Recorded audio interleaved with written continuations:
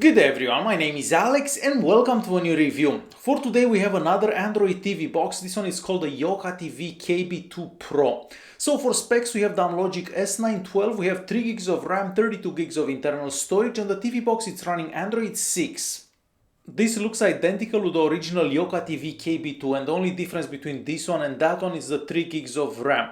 For pricing this costs around $85, but of course it really depends where you buy it from. Starting with a very quick unboxing, so the YokaTV KB2 Pro comes in a white looking box. On the front we see a picture of the device and on the back we see some specifications.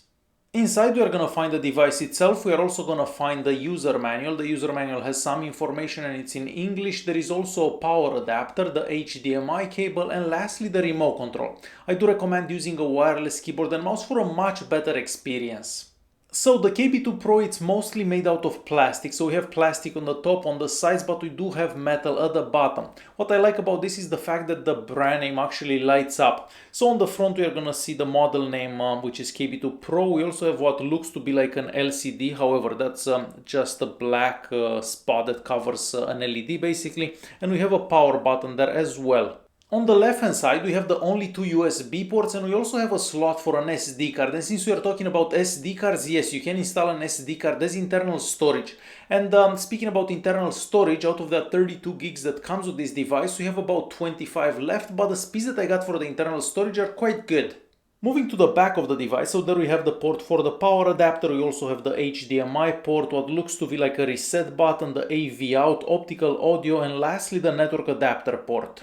I've also tried DTS sound and Dolby Digital sound with Kodi, and this device comes pre-installed with Kodi 17.1, and I'm very happy to say that both DTS and Dolby Digital work very well. And lastly, on the other side of the device we have an external Wi-Fi antenna, and even though we have the external Wi-Fi antenna, the speeds that I got over Wi-Fi, well, they're not the absolute best that I've seen. Since Miracast is also related to the Wi-Fi connectivity, of course I mirrored my phone screen onto this device and it does seem to work quite good. I was even able to stream a video that I had on my phone, and it did work quite well as well. Performance wise we get some great scores on the Antutu Benchmark, the Geekbench 4 and the iStorm Extreme, and even though I don't think those are the highest scores that I've seen, they are pretty good. For those of you that are interested, this comes with root access from the factory, but unfortunately, like most TV boxes from China, we are not going to be able to watch Netflix in HD based on the digital rights management information that we get. For online streaming apps, of course I tried the YouTube app first and I was able to watch videos at a maximum resolution of 1080p, however not at 1080p at 60 frames per second. All the videos that I watched at 1080p seem to work quite good. I've also tried Modbro and Showbox, and those apps also worked without any issues. And lastly Kodi. So this device comes pre-installed with Kodi 17, but this is not Kodi 17.1 and you cannot update this from the Google Play Store. Kodi 17 that we get pre-installed comes with some add-ons, but keep in mind that most of these add-ons don't actually work. However, if you do find a working add-on, then it does work quite good. And lastly, for gaming I played Asphalt Extreme and in my opinion it does work exceptionally good. So I'm gonna let you guys watch for a couple of minutes so you can see for yourself.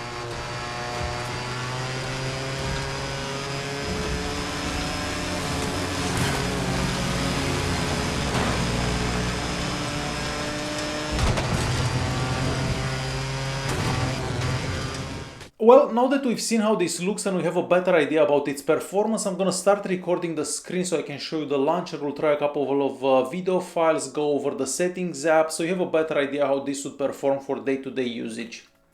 Alright, so first of all the launcher. So we've seen this launcher many times in the past, and we've actually seen it last week for another TV box called MXIII M8S Pro, so the exact same launcher.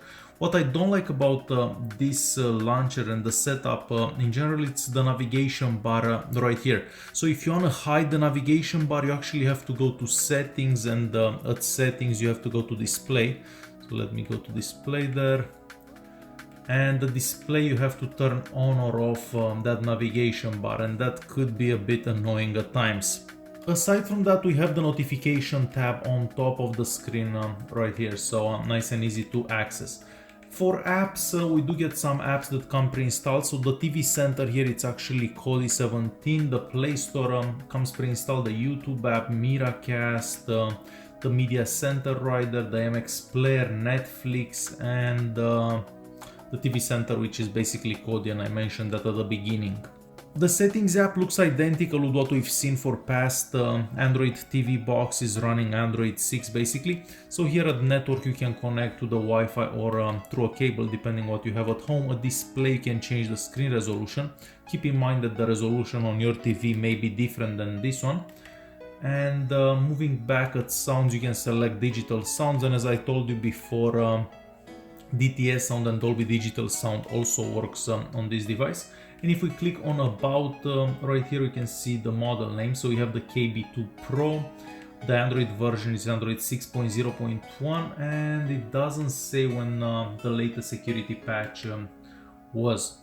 For languages, again, we have a whole bunch of languages, but this is quite normal for these TV boxes. So I'm just gonna scroll through them and hopefully you can see the one that you may be interested in. So quite a lot of languages here.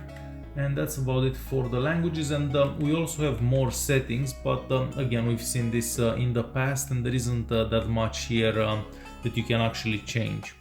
The Google Play Store also works very well. I haven't had any issues installing any app, and basically every app that I searched for I was able to see.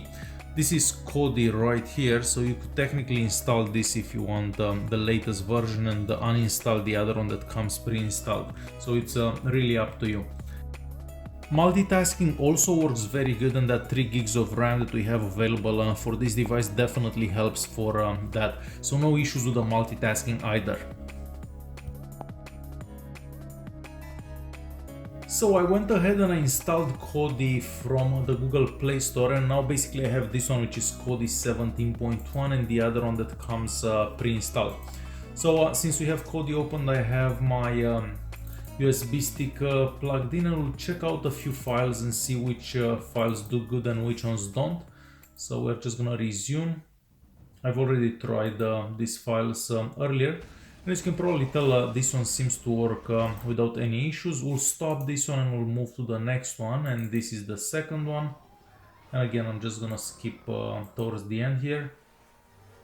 And as you can probably tell, this one also works good.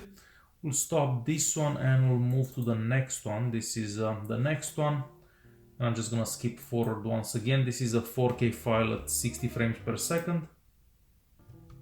So no issues with this one either. The next one, it's another 4K file at 50 frames per second. And just the beginning was a bit slow. But now I can skip forward, and it does seem to work without any issues. Great quality on this video though. So moving to the next one, this is a 720p file, and again I'm just gonna skip towards the end here. And as you can probably tell, this one also works without any issues. Moving to the next one, and of course this one also works, and we'll skip towards the end. And the next file that we have here, it's another, no, let's try this one first.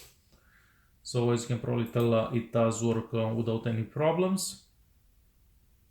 A bit of buffering right there. So we'll stop this one and we'll move to the next one. This is another 4K file that was filmed with my phone. So this one also works without any issues. And this one there is no point in actually trying because it's not gonna work, but the last one that I'm gonna try, it's this one. So basically all the files that we tried work without any problems on this device. And it's time to conclude this video. So the KB2 Pro, it's yet another Android TV box with 3 gigs of RAM, but these days most of them seem to get 3 gigs of RAM. For 80 bucks, I guess it's worth it because I haven't really found anything wrong with the device and everything seems to work quite good with it. But realistically, it's just the same with all the other ones, so nothing really special about this one. Alright guys, hopefully you enjoyed this video. If you did like it, press that like button. Don't forget to subscribe and I'll see you in the next one. Thanks for watching.